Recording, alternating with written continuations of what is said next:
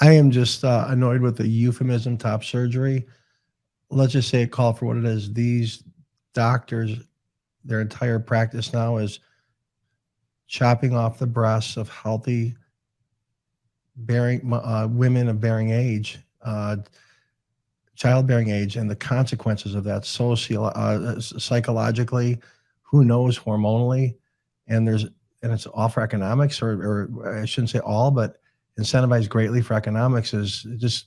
I feel like I got kicked in the stomach. It's just so sad to think that these children that aren't even fully developed mentally, that can make these informed decisions, are now going to have the consequence for the rest of their lives, and the consequence. And you're not wrong when you say that, but I also want to point out the financial money is really in the male to female, right? We're just starting to, so the top surgery, it's still not as financially beneficial as perhaps even getting chest surgery for males to females. And obviously bottom surgery for women is more commonly been done. Again, it's just much more recently where we're going to be reconstructing the penis. But I think that even speaks to our society and what our standards are. But you have to also keep in mind it's like a couple places in the United States that have these surgeons who are now teaching other surgeons. So this might be, I've been looking at these surgeons that are young, and this is like myself, the last 10 years and maybe all your life is this experience. And that surgery is you take some tissue from your forearm, right? And they make a fake penis. Is that or your leg? And the penis doesn't really function like a real penis. And do you have the same supposed sexual pleasure that a biological man would? Or I don't No. Forgive my ignorance about that. No, it's more, that one is definitely more for, being able to pee standing up, some definitely more aesthetic looking, and there is going to be some sensation, but not the same. No. What types of things do you think we should be doing, and how should we approach this social contagion coupled with real issues, the economics involved? What can we do better from your professional experience, and what would you like to see implemented, and how can we change?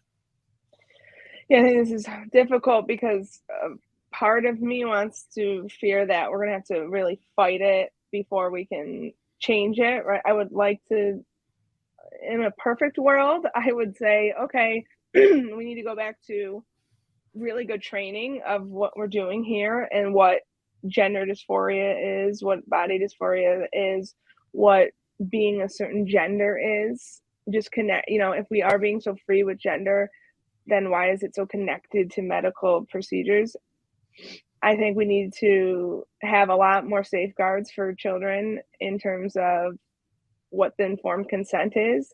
I mean, just to get gastric bypass, I know people who have been denied, right? And that is really like a life-saving surgery. If you're talking about life-saving that, gastric bypass does, they don't even have to watch a video, right? They don't even have to talk about the complications. There's no surgeries that I've had that I don't have to really consider what's going to happen later in life. So I think that informed consent, we need to be screaming about that. I think mental health professionals have to be really concerned about what they're signing off on. This is the only medical treatment I sign off on in my whole field that I'm allowed to.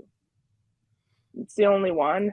And why? So why am I allowed to sign off on someone's genitals, but nothing else is relevant to me? And I also have no assessment criteria in order to do that.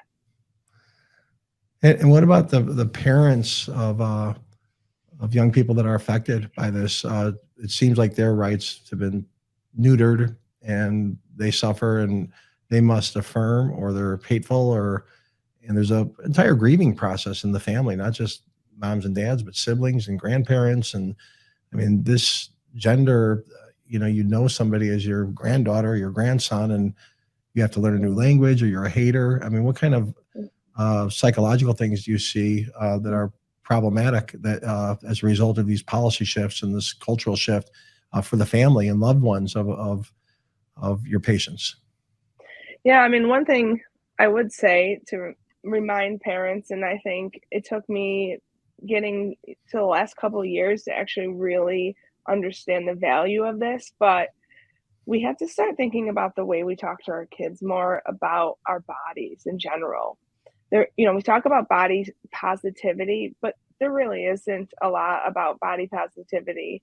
I have clients who have introduced me to, and this might be gross for some of your listeners, like free bleeding during their period and how much they are connecting to their mother nature, to who they are, right? And we're not teaching children, particularly or young women, about the process that their body is going through, and it's a beautiful process, and how we need to trust our bodies. Instead, it's bad, let's give them birth control, let's deny every single thing that's going on to them. And it's not surprising to me why we're so disconnected to what's going on. So I think we have to be really aware of, like, celebrating femalehood, manhood. And I know that sounds cliche, or maybe uncomfortable for some, but if we don't get back to, like, accepting who we are, it's going to be dangerous. I would say too is that you have to have conversations with our kids young, right? I've had to have conversations with my son at 10 and my daughter who's 6 around what is happening, and that, what it means to be a female and what it means to be a male, and that what we're witnessing is someone presenting as, because I think that's the biggest differentiation. We cannot just say this person is, because that's very confusing to young kids. So the way we talk about it, and I think with families, with this, the grieving process is real, right? And being able to, there's a culture that I don't think parents realize going on in our schools that is teaching their kids to not trust your parents, and that they're abusive, and that, you need to cut off and you don't need them. And so just knowing, being able to talk to your kids around what values is important, and what, no matter what they're doing, being able to stand in that, the implications of that. If someone's saying, okay, mom, I want to identify as something else, then okay, you have to be able to sit with me and talk about the grief of that. When parents were going through this, we would bring in, for example, pictures of this kid, because, we're going to have to talk about, are we allowed to have pictures of this child up when they look like a different sex than what they are now? How does that make you feel?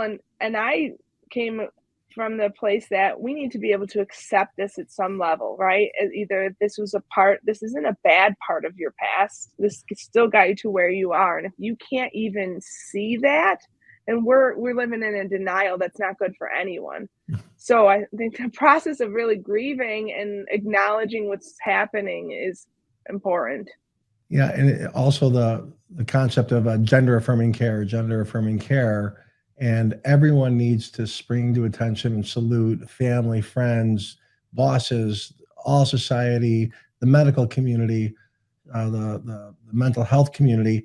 When one person gets in their mind, this is my gender, without looking at all the other things, all the other underlying conditions, the history, and everybody needs to follow that and to support that. Otherwise, it's not loving, it's not affirming, it's hateful. And then they're subject to the whim of, oh, I change that again in a few years, especially when you're dealing with young people who change so quickly. I mean, I was a young boy. My first love, I was 16 years old. I thought I was going to marry this girl. I was totally in love. And then we broke up. And then a year later, I'm like, why did I love that girl so much? I couldn't understand it. I mean, that's part of being a teenager and developing. But everyone's got to get in line because of the pressures that are going on within a young person's mind, so. Well, not even just pressures. I mean, think about their programming. Like, and sometimes I have a lot of empathy. I was, at a concert, and I saw someone collapse over, and one of my friends went up to them, and it was like, she was unconscious, and is she okay? And their friend snapped back and said, it is not a she, they go by they.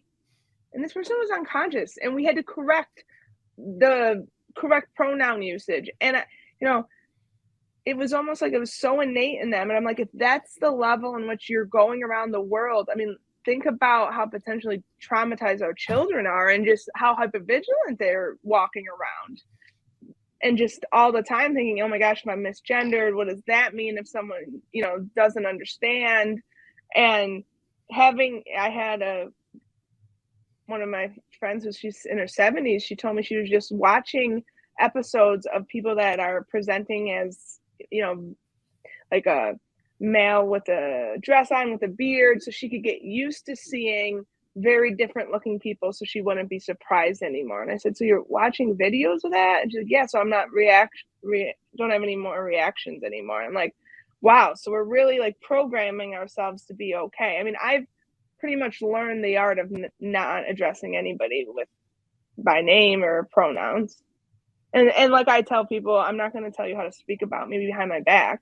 So that's the only reason why you need to know my pronouns, is if you're going to talk about me behind my back.